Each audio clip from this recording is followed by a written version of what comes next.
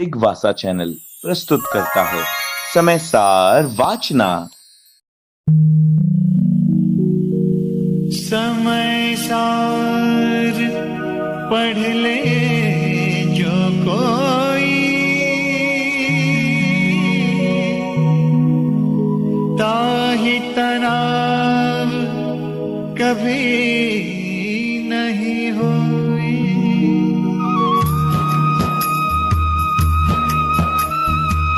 ओम नमः सिद्धिभ्यः।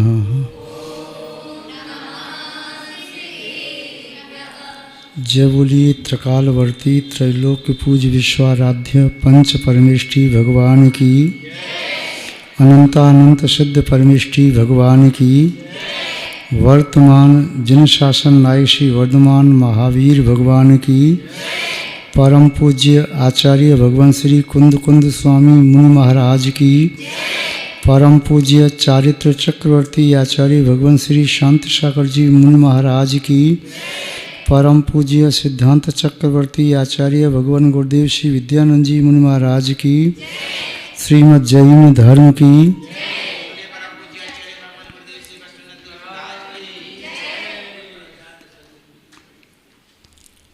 उपस्थित धर्म स्नेही सत श्रद्धालु, भव्यवर पुंडरीक पुण्यात्मा महानुभाव, आचार्य भगवान कुंद कुंद स्वामी द्वारा विरचित समय सार ग्रंथ की वाचना चल रही है। विगत दिवस देखा था जिसमें आचार्य महोदय ने बताया आत्मा का स्वरूप, आत्मा की क्या क्या विशेषताएं हैं, उनको संक्षेप में जानने का उपक्रम किया। उसी बात को पुनः पुष्ट करने के लिए आचार्य महोदय आत्मा की विशेषताओं को बता रहे हैं। गाथा लगभग पूर्व गाथा की तरह है, फिर भी इसमें कुछ भाव उस गाथा से पृथक है। उसे देखने का हम सम्यक पुरुषार्थ करते हैं। आचार्य महोदय के शब्दों में देखें, जो पश्यदीय पाणम अबद्धपोष्ठम अनर्णमविशेषम अपदेश सुत्तमज्जम पश्यदि जिन शासनम सवम।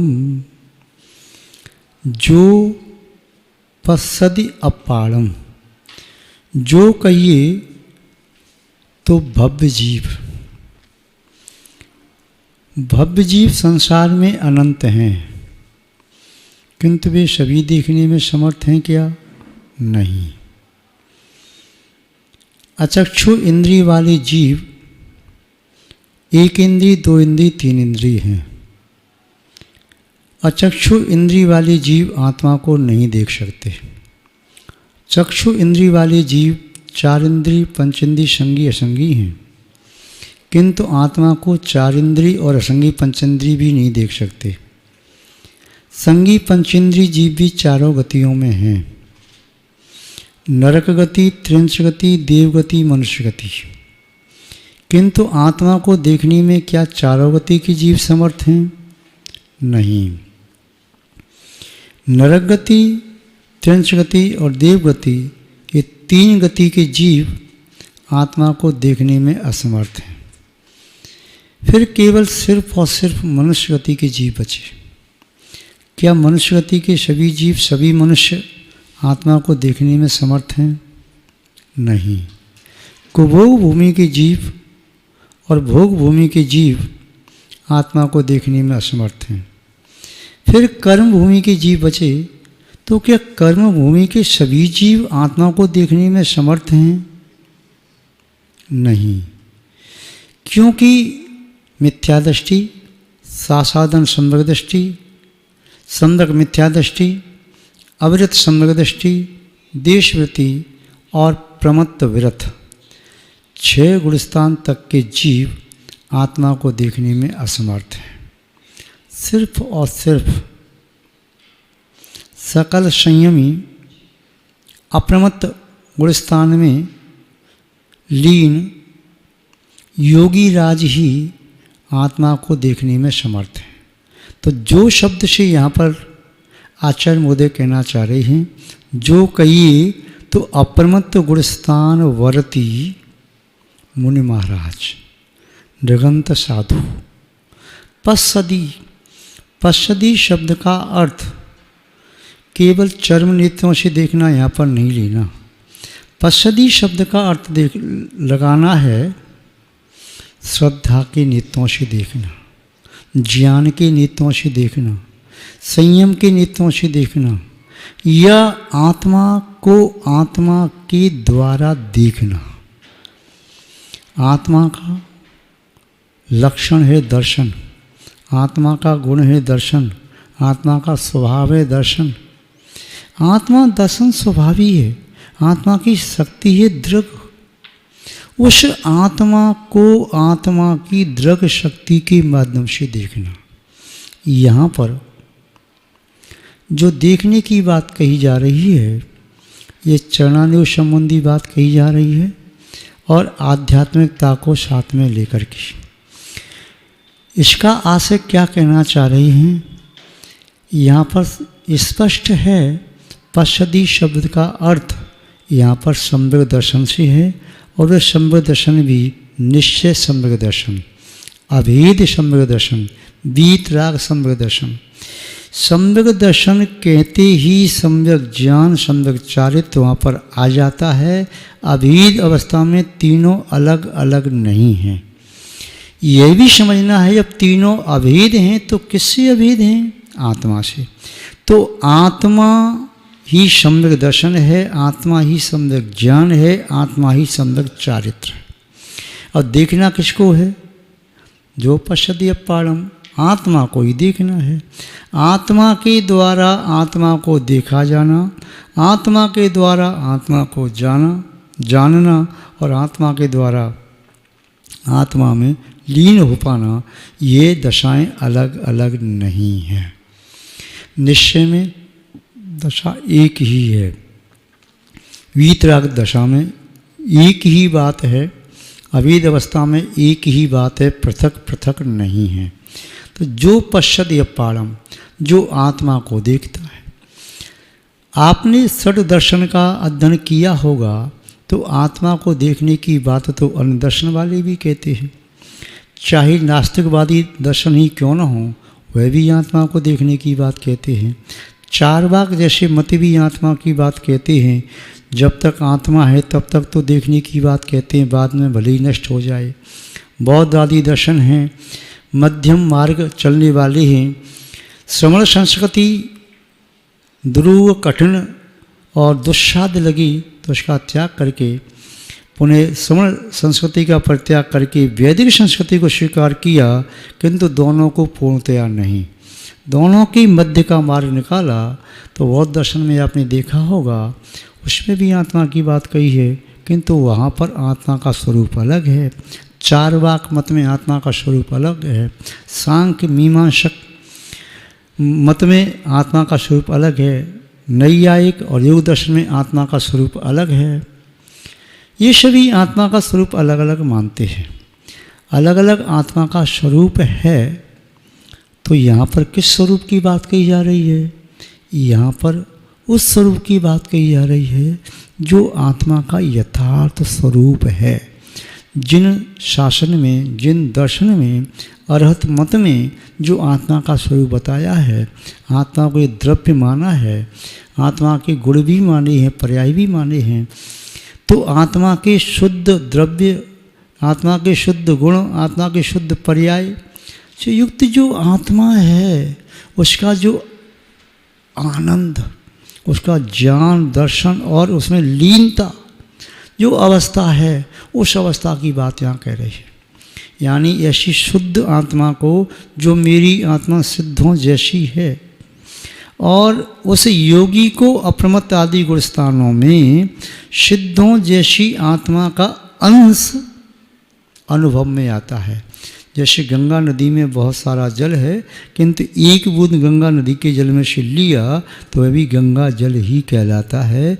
एक बूंद को यमुना, सरस्वती, कावेरी, गोदावरी, नर्मदा का जल नहीं कह देते। स्वर्ण का एक छोटा सा कण है, 1 ग्राम से भी बहुत कम है, बहुत छोटा सा कण, किंतु वह कण स्वर्ण का है तो स्वर्ण का ही कहा जाएगा। छोटा है, उस कण को चांदी का, तांबे का, पीतल का, कांसे का, लोहे का नहीं कह देंगे। वह सोने का कण है तो सोने का ही है। ऐसे ही अप्रमत्त आदि गुण स्थानों में शुद्धोपयोग की दशा निर्विकल्प ध्यान में जो आत्मा का अनुभव हो रहा है, वे अनुभव सिद्धों जैसा हो रहा है। वहाँ अनंत है, यहाँ पर छद्मस्त जीव के ग्रहण करने योग्य है। उस अनंत को छद्मस्त ग्रहण ही नहीं कर सकते, उसका अनुभव नहीं कर सकते। उसके लिए अनंत शक्ति चाहिए, अनंत ज्ञान चाहिए, तभी उस अनंत आनंद का अनुभव करने में समर्थ हो सकेंगे। जो पश्चात अपारम, जो आत्मा को देखता है, तो आत्मा को कैसे देखता है? आत्मा का अनुभव करता है, आत्मा को आत्मा में जानता है, आत्मा को आत्मा में लीन कर देता है। मर्यादा के बाहर मत जाओ, तुम्हें संसार का कोई भी जिद दुखी नहीं कर सकता। तत्व का आशय है तत्स्वभावस तत्वम, जिसका जो स्वभाव है वह द्रव्य अपने अपने स्वभाव में रहे तो दूसरा द्रव्य उसका कुछ भी नहीं बिगाड़ सकता।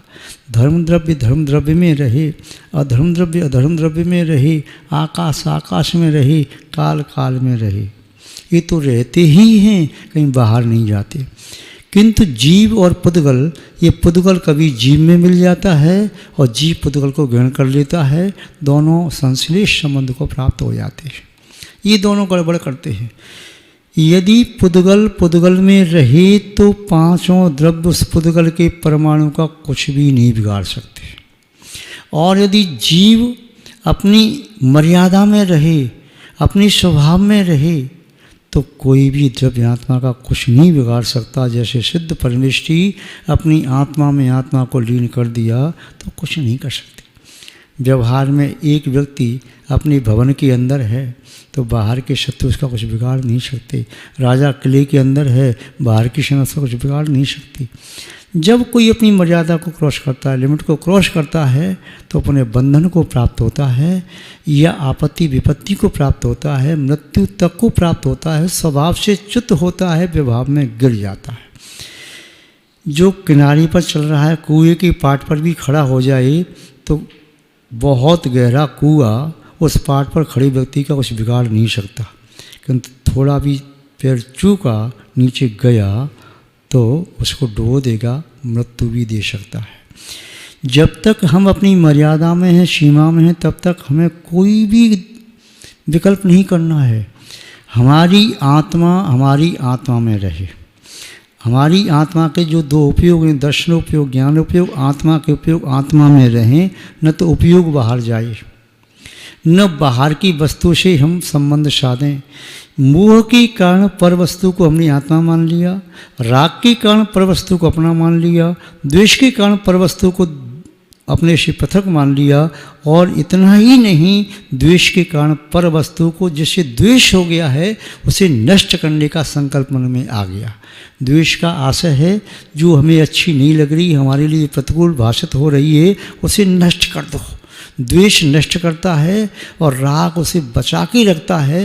जिसको मैंने अपना मान लिया उसमें कभी भी गिरावट ना आए, उसका ह्रास ना हो, उसे कोई भी नष्ट ना कर पाए, उसे कोई देख नहीं पाए, मैं उसे संभाल करके रखूं। राग ये करता है और मोह ये करता है मैं यही तो हूँ।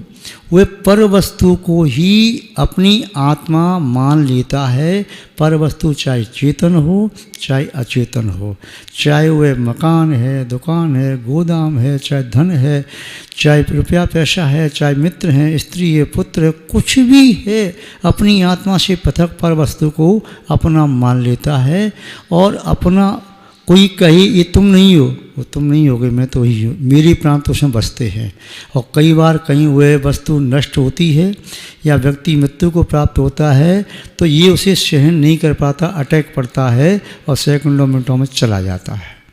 तो मोही प्राणी की दशा ये होती है, किंतु मोही प्राणी आत्मा को देख नहीं सकता, रागी प्राणी आत्मा को देख नहीं सकता, द्वेषी प्राणी आत्मा को देख नहीं सकता। फिर आप कह सकते हैं महाराज जी क्या 7वें गुण स्थान में 8वें में 9वें 10वें में राग द्वेष नहीं है? हैं, किंतु वे उतने घातक नहीं हैं। घातक राग द्वेष होता है अनंतानुबंधी संबंधी, अप्रत्याख्यान संबंधी, प्रत्याख्यान संबंधी, संजन संबंधी। जब तीव्र उदय में आता है तब भी आत्मा को नहीं देख पाता, और जब मंद उदय में आता है तभी अपना दशा आदि गुणस्थानों को प्राप्त करता है, तब देख पाता है। जितनी देर तक मंद रहता है तब तक आत्मा को देख पाता है, जान पाता है, अनुभव कर पाता है, लीन हो पाता है।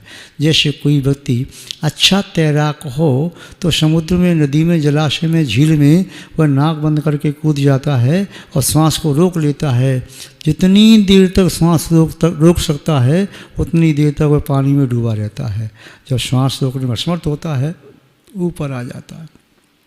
कोई ऐसे होते हैं जो ज़्यादा देर तक रोक नहीं पाते, और जैसे ही नीचे गया और उसे घबराहट हुई अपने ऊपर आ जाता है। ऐसे ही प्रारंभ की दशा में 6वें 7वें स्थान में झूले की तरह से झूलने वाले योगी क्षणार्ध के लिए 7वें स्थान में गए, पुनः 6th में आ गए, फिर गई पुनः आ गए, फिर गई पुनः आ गई। किंतु जो अभ्यस्त हो जाते हैं तो पुनः वह दीर्घ काल तक, सुचिर काल तक भी 7वें स्थान में अपनी दशा में ठहर पाते हैं। तो यहाँ पर जो बता रहे हैं कि जो पश्चात या पारम, जो आत्मा को देखता है यानी जानता है यानी अनुभव करता है, यानी आत्मा में लीन रहता है। आत्मा के जो प्रदेश हैं असंख्यात, वे असंख्यात प्रदेश रहेंगे। उन असंख्यात प्रदेशों में प्रत्येक प्रदेश में जितने गुण विद्यमान है वे गुण आत्मा में, उनका उपयोग आत्मा में। केवल ज्ञानी, सर्वज्ञ, सर्वदर्शी वह भी अपने उपयोग को बाहर नहीं ले जाते। उनकी ज्ञान दर्शन में तीनों लोक अलोका का झलकता है, वे जानते नहीं, देखते नहीं। व्यवहार में कहा जाता है कि केवल ज्ञानी भगवान तीनों लोगों को जान रहे हैं, देख रहे हैं। ये व्यवहार की भाषा है। निश्चय की भाषा तो ये है कि वे अपनी आत्मा में लीन रहते हैं। सकल जी ज्ञायक तदपि निजानंद रसलीन, सो जिनेन्द्र जयवंत नित अरे रज रहस्य विहीन। तो ये केवल ज्ञानी भगवान हमारी आपकी तरह से न जानते हैं, न जानने की इच्छा करते हैं, न ऐसी प्रवृत्ति करते हैं। जो कुछ प्रवृत्ति हो रही है सहज हो रही है, अपने आप में प्रवृत्ति हो रही है, और अपने आप की प्रवृत्ति होते हुए बाह्य लोगों को लाभ हो रहा है। वह उन बाह्य जीवों का भी पुण्य का उदय और उनकी भी वर्गणाएँ जो पुद्गल से संबंधित होकर के विशुद्ध हो रही थीं, वे वर्गणा उनकी स्वयं की नहीं है, उन्हें त्याग करना ही है, बाहर जाती हैं। तो उनका कुछ घटता नहीं, किंतु बाहर वालों का हित हो जाता है। अच्छा, आत्मा को देखता तो है, किंतु कैसा देखता है? अबद्ध पुट्ठम, अबद्ध रूप से देखता है, बंधा हुआ नहीं देखता। एक व्यक्ति बंधी हुई वस्तु को भी अबद्ध कैसे देख सकता है? जब बंधी हुई है तो लकड़ी का गट्ठर बंधा हुआ है रस्सी से, सामने वाला व्यक्ति देख रहा है कि रस्सी में गांठ लगी है, लकड़ी को यूँ मोड़ करके तो रस्सी से बांधा नहीं। जैसे रस्सी में यूँ बट लगाते हैं तो ऐसे लकड़ी को तो रस्सी के साथ बटा नहीं, लकड़ी की रस्सी की गांठ तो जोड़ी नहीं। जैसे दो छोर हैं रस्सी के धागे के, दोनों को जोड़ के गांठ लगाते हैं, ऐसे लकड़ी को जोड़ के तो गांठ लगाई नहीं। लकड़ी अलग है, रस्सी अलग है। ऐसे ही जो अपनी आत्मा को कर्मों से रहित अनुभव करता है, निश्चय रत्नत्रय से युक्त, वह वीतरा दशा को प्राप्त निर्विकल्प ध्यानी, वह आत्मा को वास्तव में देख पाता है। कैसा? अबद्ध। वह अबद्ध वही देख पाता है जो उस स्थान गुण स्थान से नीचे वाले महानुभाव हैं वे सब अपनी आत्मा को बद्ध ही अनुभव कर पाते हैं, अबद्ध अनुभव नहीं कर पाते। सुन करके विचार कर सकते हैं अबद्ध का, मैं सिद्धों जैसा हूँ चिंतन कर सकते हैं, किंतु अनुभव नहीं कर सकते। जो कर्मों से बंधे हुए योगी राज हैं वे बंधे हुए होते हुए भी उन्हें आत्मा अबद्ध अनुभव में आ रही है। जैसे शिल्पकार को एक पाषाण खंड में मूर्ति दिखाई देती है, कुंभकार को मिट्टी के ढेर में खिलौनी और कलश दिखाई दे रहा है, किसी कारपेंटर को लकड़ी में इमारती वस्तुएं जो बना सकता है वो दिखाई दे रहा है, ऐसा बन जाएगा ऐसा बन जाएगा। एक उद्योगपति को अपनी फैक्ट्री के समीप रखा हुआ जो कच्चा माल है, रॉ मटेरियल, उसमें पूर्ण वस्तु दिखाई दे रही है।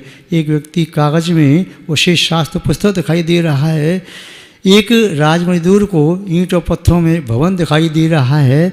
ऐसे ही निर्विकल्प ध्यानी योगी को अपनी आत्मा में सिद्धत्व दिखाई दे रहा है, निजत्व में जिनत्व दिखाई दे रहा है, परमात्मा का स्वरूप दिखाई दे रहा है, आत्मा का समग्र वैभव दिखाई दे रहा है, यानी अनुभव में आ रहा है। अवध पुट्ठम, आत्मा के प्रदेश संगठित हैं, उन प्रदेशों पर कारमान वर्णाएं लदी हैं, कुछ कर्म रूप अवस्था को प्राप्त हो गई, उसके बावजूद भी आत्मा का प्रदेश कभी कर्म रूप परिवर्तित नहीं होता और कर्म का प्रदेश कभी आत्म रूप परिवर्तित नहीं होता, अलग अलग हैं। दूध में पानी मिला फिर भी आपके कहने में आ रहा है दूध पानी एक में हो गया और आपने पिया गिलास में लिया, दोनों एक साथ आ रहे हैं, उसके बावजूद भी दूध दूध है, पानी पानी है, गर्म करो पानी उड़ जाएगा, दूध रहेगा। ऐसे ही जब कर्म नष्ट हो जाएंगे तो आत्मा अलग हो जाएगी। कनक पाषाण में, कनक भी है पाषाण भी है, किंतु जब अग्नि के द्वारा तपा करके पाषाण जल जाता है, राख बन जाता है, तो शुद्ध सोना निकल के आ जाता है। सोना सोना है, पाषाण पाषाण है, पाषाण कभी सोना नहीं, सोना कभी पाषाण नहीं। अवध पुट्ठम, स्पर्शित भी नहीं है। हमारी आत्मा 6 द्रव्यों के बीच में है। अणलोलम पवशंता दिनता वास्तमर्ण मंडनते मेलंता व्योलिचम स्वभावन विजयंती। आपस में 6 द्रव्य एक दूसरे में मिले हुए हैं, एक दूसरे में मानो प्रवेश कर रहे हैं। मेलंता व्योलिचम, नित्य ही मिले हुए हैं, फिर भी सग स्वभावम न विजयंती, कोई द्रव्य अपने अपने स्वभाव को मूलतः कभी छोड़ता नहीं। आत्मा भी अपने स्वभाव को मूलतः कभी छोड़ती नहीं। सबका स्पर्श करते हुए भी ये निर्विकल्प ध्यानी योगी अपनी आत्मा का अबद्ध और पर द्रव्य से अस्पष्ट ये अनुभव करता है। अबद्ध पुट्ठम वर्णनमवशेषम, और ये आत्मा अनन्यमय है। आत्मा वही है जो निगूढ़ अवस्था में थी, आत्मा वही है जो कभी स्थावर अवस्था में थी, सूक्ष्म बादर पृथ्वी जल अग्नि वायु रूप। आत्मा वही है जो कभी तृष अवस्था में थी, 2 इंद्री 3 इंद्री 4 इंद्री, या असंगी पंचेंद्री थी। आत्मा वही है जो पंचेंद्रीय अवस्था में थी, चाहे नारकी बन करके, देव बन करके, त्रंश बन करके, मनुष्य बन करके जन्म वन को प्राप्त हो रही थी, वही आत्मा है। वह आत्मा अनादिकाल से थी, है, रहेगी। उस आत्मा के गुण भी अनन्य रूप से कभी अन्य रूप नहीं हो सकते, वे आत्मा के समग्र गुण आत्मा के साथ ही हैं। जैसे स्वर्ण अपने वर्ण को, अपने स्पर्श को, अपने रस को और अपनी गंध को कभी त्यागता नहीं, पुद्गल कभी त्यागता नहीं, चाहे उस स्वर्ण खंड के कोई भी आभूषण बना लो, कुछ फर्क नहीं पड़ रहा।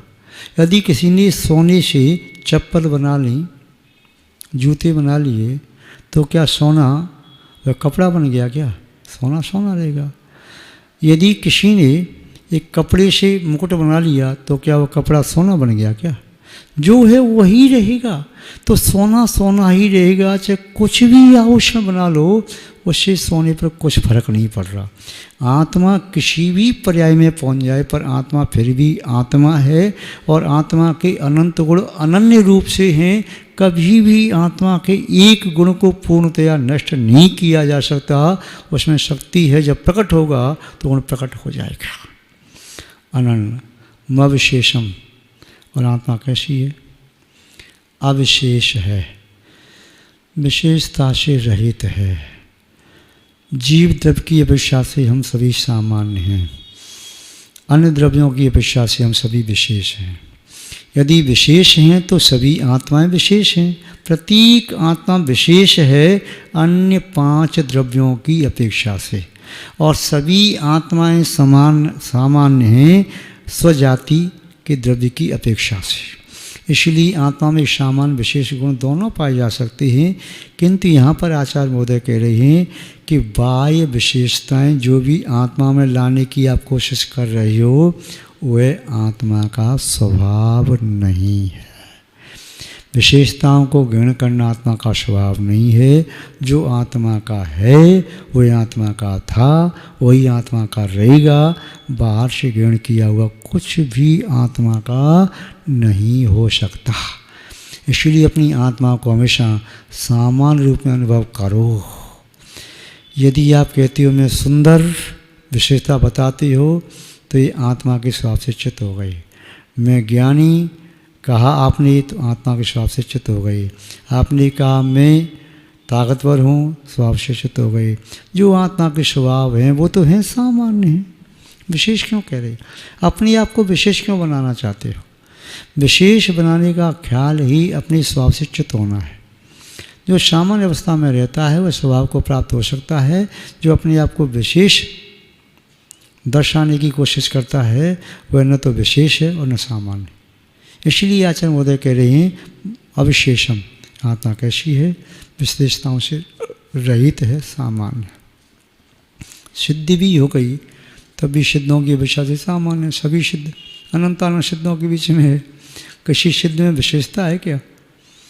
विशेषता दिखाने का भाव आपका संसार में आता है।